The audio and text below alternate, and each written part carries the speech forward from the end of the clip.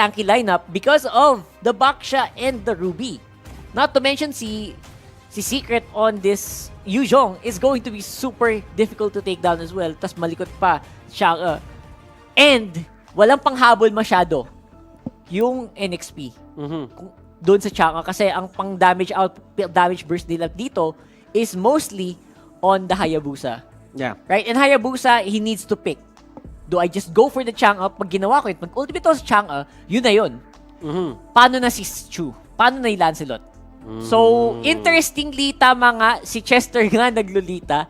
And that's interesting because it's going to be Yawi on the Valir. It's probably because hindi lang hero. Di ba naayos? Hindi, I mean, it's soft probably lang. the most Idol na ideal. ba to? Ako kasi support pa rin naman para sa mata ko talaga Support si Lolita. talaga si Lolita. Support talaga Pero si Lolita. hindi tank si Valir. Oh, So, well, interestingly, tingnan natin. let's see multi-roll. Multi-roll is real. Multi-roll is real. Ito na yung sinasabi Yawi natin. on It's going the to be Valir. Yawi on the Valir. I just feel na baka, may mga times kasi na yung isang hero, hindi mo lang talaga siya feel. Hindi nga talaga. And feeling ko, yun lang yung sinabi ni Yawi dito na, Ayaw maglilita? siguro yung sinabi niya na lang, parang, di ko feel yan masyado. Sige, sabi ni Chester ako na, parang adjust na lang. Pero support is support. Support is support. Support is support. Exactly. So here we go, Blufire NXP solid. Game 1 mga kaibigan and nagkakabaliwan na agad. Sa draft pa lang. Akala ko nagkamali. So, eto there is actually a bit of a contest dito para sa side ng NXP Solid. If you think about it, MB and the others, and ito na nga sinasabi natin dito, Chu has free reign over that. Pero kung iisipin mo dito, merong away na nangyayari sa may gitna. They can actually go for this. And look at this, Sword Rose to the dashes. Goodness gracious, Blufire dito, very aggressive. They punish yung ginawa ni Yawi. Interestingly enough, I think Yawi is he had the right idea to clear up the wave and try to push back Blufire, pero nagawa nila ng paraan. And I think medyo malaking deficit yun. Pero nakabalik naman si Yawi and I think they wanna go for more. And look at this, Chu actually getting a lot of damage there. Pero tingnan natin kung paano nila kokontrolin to. And they got yung purple buff. Hindi nakuha dito ni H2O, pero they will get 2 kills in the process. Do you think it's worth it? Was it worth it na ibigay ang 2 kills para sa purple buff to deny H2O of that blue? I'm not sure. Actually, kasi H2O, especially since H2O got, I think, 1 kill over that, that's okay lang. I think babagal ng konti yung clear niya. Pero now, this might be a different story. I think NXP Sol actually was ahead because of that. Now, Limbs dito, flickering in dun sa may pader. Medyo niyakap niya yung Realme dun. Yep. Paramdam ko medyo nayakap niya yung Realme dun. Pero it's fine. Hindi naman siya tutumba dun. And the rotation coming out from Blufire. And medyo, sabihin na lang natin, they're actually controlling the pacing of the game. Yep. Ngayon, NXP Solid, what do they do? Ano yung plano nila dito? Kasi si Rene J, maganda yung lane niya dito sa baba. He's actually controlling this matchup against Secret. Pero ayun another punish na naman. Nako, napakalaking punish dun. Especially since that was Kripsu getting a kill. I think, as long as Blufire are controlling the waves, they don't care that they're losing the team fights. Gusto lang nila i-control yung wave. And bonus na lang siguro kung makapatay sila or hindi. And si Rene J dito, ang ganda ng pwesto niya, he's getting yung information na kailangan niya dito. They go in. He actually gets it. Chu actually gets that. Tingnan natin dito kung paano nila paparusahan to. And Chang'e will actually go down at the hands of the Hayabusa. Tingnan natin kung lalaban pa sila dito. Secret will just go away. Hindi na nila pipilit yung issue doon, Rockard. Palitan ng palitan na. I think it's difficult to say who's really ahead in this game, even though, looking at the map, they are going to go for Limbs right away. The punish on that Ruby is so critical.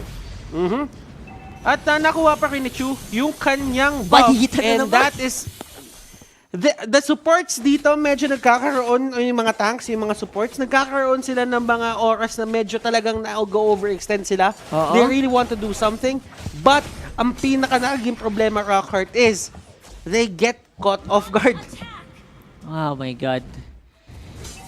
Okay, pero ang maganda dito for Blufire is they still get that turtle buff, which denied from H2O means na hindi basta-basta maka-burst down H2O ng mga target. Although, ang maganda naman kay H2O is he got the double buff this time. So, meron ng malakas na energy regen, he could go for the bottom lane. they could actually go for the bottom lane. That is true. Pero dun sa may taas, nagkakaroon din ng onting, not onte, pero a full-blown push on that side. Secret dito, tatakbuhin niya na lang yan. He's not going to risk that. Bibigay na lang niya. Kasi patas naman na eh. Nakuha na yung taas. So might as well just give the bottom lane turret.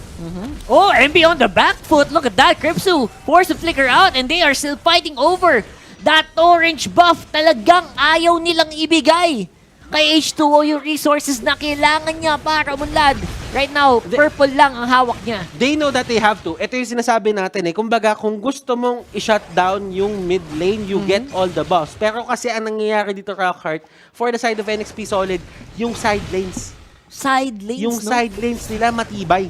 Tama. So that means, Blufire dito, yes, they're answering one thing. Pero you're not looking at two things na nandito sa may gilid. Although there's another fight happening here, ayaw talaga nila magbigay ng oras para huminga. Tama. I think what they're doing is they're trying to force MB on the top lane and Renegi on the bottom lane na umikot pa mid lane. Pumasok dito and that is going to be the shadow kill and enough yung damage dito ni H2O. And ito na nga, sinasabi natin, he knows what to do at the right moments. H2O getting 4 kills to dire-diretso dito kahit walang blue buff. Yep, priority on to damage output. I mean, you don't need to get the buff all the time naman. As long as you can get into position para makakaroon ng kill, okay lang yun. They're doing that right now at NXP, waiting on the turtle as it spawns. So they actually try to go for this. Lancelot, si Chu, wala siya sa area. And he is actually going to not be there pagkat retry dito na H2O. Pero nandiyan na din yung Dragon. Let's see kung ano mangyayari. Look at that Phantom execution. It will hit a lot of people. Renegade will be the next target here. Secret nandun sa may pinakalikod. Let's try to see kung ano ba mangyayari dito. And look at the region coming up from Renegade. Tignan pa natin. The Thorn Throat is there. The triangle motion. Pero sabi ni Secret dito, kakayanin ko pa to. But H2O has something in mind. Naku po. Lumabas siya, pumasok siya. Tapos lumabas siya ulit. Ang daming beses pumasok doon ni H2O. Yeah, paulit-ulit. I think mag-cooldown na yung ultimate niya sa duration ng teamfight na yun. Sa sobrang tagal, they can actually get back on the fight right away. And with the backup of Puza Kill, mapupuwersa nila NXT pabalik. Actually, hindi pa yata. Gusto pa lumapat. Round 3, bro. Round 3. Ako hindi pa ako tapos eh. Di ba pagod? Ako, pakiramdam ko pwede pa eh. Round 2 kaya. I can do this all day. Pero may round 2 pa. May round 2 pa. Mamaya pa. Pangatlo na nga yun eh. Actually, Pangatlo na yun eh. Ano ba? Parang yun na ba yung pangalawang full blown? Feeling ko eh. Oo eh. Halos eh. Sige. Nakapag-ultimate na siya ng... Tama lang. Grabe yun. Tuwing nagko-cooldown eh, no? I like it. I like the tempo that NXP is showing right now. Blufire, hirap na hirap mag-keep up. Ito naman si Limbs right now. Hindi din makabawas dito sa backline ng NXP kahit kitnang-kitna na siya. And Chu dito, MB, getting caught out. Nandun siya may gitna, lumuhod siya, pero hindi enough yon. And here comes H2O. Is he gonna get a lot of these kills? Phantom execution. They will actually get Lancelot, and that is going to be a triple kill for H2O. Naikutan ng malupet di H2O here. And I think hindi handa yung Blufire sa magpasok ng Hayabusa doon sa tower na yon. And that is why you pick Hindi this pa up. tapos! Hindi pa tapos! Walang pagod, no? Walang... He can do this all day. He can do this all day, pero Gillette instant replay. Hashtag shave the day. What happened? Parang Rockhart. I think ang big deal here is the AoE damage that was already set up by MB. Sobrang laking bagay when he was going for that top lane. Sabi ni MB, hindi ko kailangan i-take down itong mga to, pero alam kong papasok na si H2O. Okay, I just need to hold on for a bit, and then i-clean up to ng kampi ko. And that is going to be the Numenon Blast. May stun niya pa dito ni isang beses si Chu, pero Chester, is this worth it? That is the question. H2O going in. Tignan mo yung Meteor Shower dito, nagkakabatuhan. H2O in front of 4 people. That is not where you want to be kung ikaw si H2O. Pero si MB dito sabi niya, babawi kita, pero hindi lang ako makakadive. Kasi Yun masyadong malalim yun. Medyo negative na yun. Negative na. Pagka maganong kalalim, negative na yun. Pero I think at this point, di ko alam bakit pero ba hindi pa rin ganun kalaki yung lamang sa gold. I think 1k gold is, considering ang daming nawasak sa Blufire, feeling ko ang daming beses nilang natalo sa teamfight. I wonder why that is, right? Ramdam ko kasi dito yung NXP Solid, ni-invade talaga nila. Sinusubukan nila i-invade yung Blufire dito. Kumbaga, yung ginagawa kay H2O kanina na kinukuha Sila naman. resources, sila naman. Oo. So that only means, yung mga monsters mo hindi mo nagagalaw. Kasi sa totoo lang yung Blufire dito, parang nagkaroon na sila ng time na hindi na sila nakakapasok dun sa base ng kabila. Sa jungle pala, hindi sa base. So wala na, hindi mo na kayang ma-denayan itong Hayabusa. And now, because of that, yung Hayabusa, kaya nang mag full steam ahead. Kumbaga, kaya nang dumire-direction ng laban because the energy just keeps regenerating dahil lagi nga siyang may buff. And alam mo, si MB dito, sabihin na lang natin, 3-1-6 ang kanyang galawan. But still, that is going to be the Festival of Blood. A lot of regen coming out for his side. Mahirap Limbs i-take dito down at a 0-4-5. Pero kasi as long as naitatank talaga ni Limbs yung mga damage output na ginagawa dito ng NXP Solid is doing his job. H2O going in. And that is the power of a Hayabusa. Ang dali niyang mag-push ng turrets. Pero that is going to be the Lancelot going down. Tingnan mo yung secret dito. Isang dragon na lumilipad. Nag-drawing ako niyan pero muntik na akong masisante. Remy J on the other hand, pumaharap dito sa 5. Yep. Actually, hindi 5. 3 na lang pala. 3 na lang. Tatlo na lang at that point. Pero si Remy J gusto pa rin. Makunat ko, yeah. Makunat si Kuya Rene J. And now, the rest of NXP, hindi naman nabawasan. Kaya lumaban sa gitna. Wow! They actually go in. Nung nahatak, sabi niya, sige, sama kami.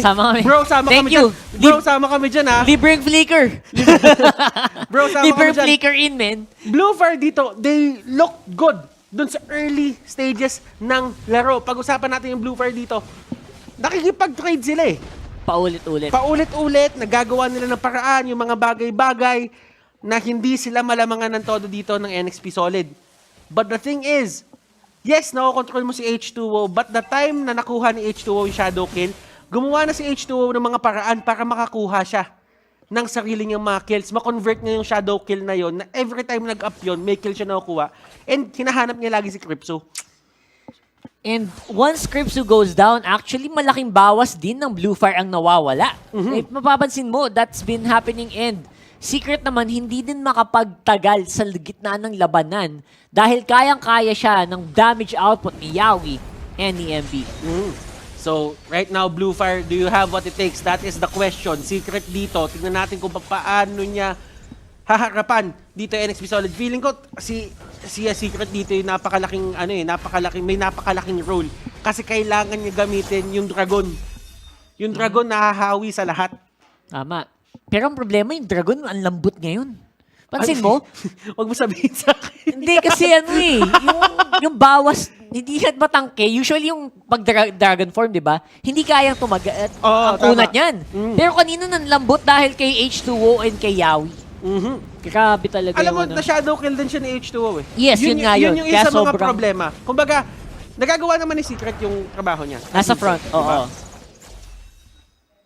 But, right now, bakit nga ba nagkakaroon ng onting problema dito yung side ng Blufire? I mean, hindi na lang onti pala to eh. Malaking problema to on their side and they actually get that pull on Chester. Pero they did not convert that into a kill. I think yung frontline nila hirap na hirap din sa damage output ni Yawi dito sa Valir. I think kanina parang kayang pumasok ni Chu pero pinupushback siya lagi nitong si Yawi. I think nakatutok lang si Yawi either kay Chu or kay Limbs or kay Secret. And they're just ignoring Fuzoken altogether. And look at H2O going for another shadow kill. Nominon Blast on 2! Di-Nominon Blast ka na! Binuhangin ka pa! Welcome to the beach! Welcome to the beach! Welcome to the beach, Blufire! And this might be it, ladies and gentlemen. Tignan natin dito kung paano i-defto ni Crypso. He doesn't have enough damage for that. MB dito, just clearing up the wave. Walang minions. Part 3. Yep, it's time, I think. And this time, meron ng backup from the top lane. NXP closes this out against Blufire 1-0 on the first game for today. And XP Solid, this is the form na in-expect sa kanila. Ito na yun. Ng kanilang mga fans and they deliver with that dominating Game 1 action na nanggaling sa kanila. Ito na yun. Blufire, what happened? I have to say, alam ko mag-agree ka din dito. This is more than we expected from them. Nakuha nila yung rotation na gusto nila. Meron naman eh. There's form definitely this time around with Blufire, right? There is form. You can see na meron silang win condition na sinusubukan gawin. Pero talagang na-outpace, kumbaga, na-outpace yung win condition na ginagawa nila over what NXP is doing. NXP is doing it, but faster. Blufire, no early stages, trying to deny early on yung mga buffs. It was working until kinaya na ni H2O na mag-solo, kinaya na niyang gumawa ng ibang ruta para ma-disrupt yung mga invade na ginagawa ng Blufire. Indeed, indeed. Yun nga yung sinasabi natin dito. You control a lane, you control a hero, but still, if yung hero na yon knows what to do and knows what to put out sa mga oras na kailangan niya, that is going to be a very important factor para sa isang carry na mag-thrive sa mga ganitong sticky na situation. That's right. Side lanes are key then na wag mo masyadong pahinain yung side lanes mo. Bigyan mo sila ng mga heroes na kaya talaga mag-thrive in those certain situations. And I think that really happened for the side of NXP Exactly. Solid. Pero, merong isang tao na nanonood kanina pa at tahimik lang siya dun sa likod at pakiramdam ko nagbablog siya ng mga panahon na yon. So, Most likely. Shinbu, ikaw na bahala. The floor is yours. Maraming salamat sa ating mga casters and yeah, focus lang talaga ako doon sa game because that is a very interesting game, no? Mula sa Blufire and NXP, especially as it is highlighted by early team fights na talagang willing yung bawat team natin na makipaglaban. Anyway, let's look into the item build onto the post-game, ladies and gentlemen. Of course, kung paano at ano yung naging kinahinatnan doon. As I want to actually emphasize some questions here, especially lalo pa dito sa situation natin, there are some performance rating na nakikita and that would be onto Limbs. The idea about Ruby, may nakita na merong magandang atensyon na naibibigay sa Ruby ngayon, especially sa popularity na lumalabas ngayon sa Alice. Pero even with the popularity of the Alice, actually, one viable option to work against the Alice would be of a backsha side lane, no? And makikita nyo naman dito na, feeling ko lang, this is like a force pick para sa side ni Limbs dito. Alam ko si Limbs tinamaan din siya ng malaki, especially on that autoban on the Esmeralda on the coming weeks, no? This is of course not accounting for the misperformance ng Blufire. Actually, Blufire did perform really well para sa laban na to. Napakaganda nung naging simula ng laban natin. But if you look into our post-game stats, ladies and gentlemen, here's one interesting fact. You can actually look into H2, ladies and gentlemen. And normally, when H2 is involved, mga kaibigan, etong bar na to, etong red bar na to, mataas kay H2, especially if he scales into the late game. But this time, H2 also has a yellow bar na makikita nyo ngayon sa screen nyo, and that is turret damage. Ang taas ng involvement kaagad ni H2 onto the side lanes, onto the fight. Actually, makikita nyo, ang total score dito is 24 kills ng NXP, and out of that 24 kills, 20 doon involved si H2. This is very interesting actually in characterizing H2 kasi H2 normally farms in the early game being the consistent player and parang insurance or safety measure ng NXP. Ang isang malaking pagbabago dito at yun yung maganda, yun yung gusto natin kung fan talaga kayo ng NXP is yung you're rallying behind NXP at kailangan nyo lumaban. So, kailangan ng pagbabago. And right now, there is actually a shift in playstyle here of H2 being so involved in the early game whereas ang insurance naman for the late game is actually of Renny J. Pag sumilip actually tayo doon sa ating smart highlights, mga kaibigan, is that makikita nyo that for the most part, yung mga laban natin, yes, it is kind of a brawlish fight where everyone is actually involved sa mga laban natin. But if you look at here, palaging sa side lane, huling dumadating talaga si Renny J dito, no? Actually, may mga labans pa na nangyari doon sa ating mga bandang top lane, ibang bahagi ng ating mapa, but it doesn't matter. For the most part, Renny J or at least one member dito ng NXP would be involved in farming. Kaya naman, kahit may mga back and forth swings tayo, sa mga unang minuto ng ating laro mga tol, okay lang yon para sa NXP. Actually, feeling ko, willing lang din talaga lumaban yung NXP dito. You know, gauging also and willing to participate in the fight. Na yung Blufire, gusto dalagin para sa kanila. Pero nung nagsimula yung top lane clash na yun, kung saan nakakuha actually si H2 ng triple kill, of which matutuwa na tayo. Ito kasi yung prolonged fight kung saan H2 was able to use his quad shadow, no, on the later part, at napahaba yun. Pero ito, this was a very good play na pinasa ni MB, mga tol. And you can actually observe here that mula doon kay Limbs, mula doon kay Kribzu, at mula doon kay Chester, if you look at MB here, ladies and gentlemen, he will be dishing out a big AoE damage para dito so that H2 can easily follow up, ladies and gentlemen, for that triple kill. Look at that. Sabi, kung hayabusa ka, men, ano pang hihilingin mo, diba? Pasok na pasok, ladies and gentlemen. And that's how it's done. For that part then, hindi ko yata nakita si Renny J, but because he is also forcing the issue on the other part of the lanes. At ayun yung nakakatawa, no? Without a doubt, mga kaibigan, balik na naman tayo. This is a very classic collection para kay H2, ang inyong MVP, ladies and gentlemen. So, napakalinis. Very good start dito para sa NXP. But it's also a very interesting start as well. Para syempre doon sa Blufire. They're very willing to fight. And if a team is willing to fight with them, makikita nyo that it will turn out to be a very fun match, nakakatuwa, na punong-puno ng mga laban at bakbakan. So ayan, mga kaibigan, of course, unang laban pa lang naman yan, mga tol. Unang laban pa lang naman yan, mga tol. And we still have one game for this series. So, konting break time muna tayo. Sabi ko sa inyo, manood kayo lagi ng segment na to kasi maganda ang bigayan natin dito. Ayan, we have our codes going on there. And of course, hindi ko kontrolado yung bilis niyan. So, as it flashes, i-type nyo na yan.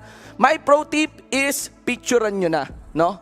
Picturean nyo na, mga tol. What I have here is actually the real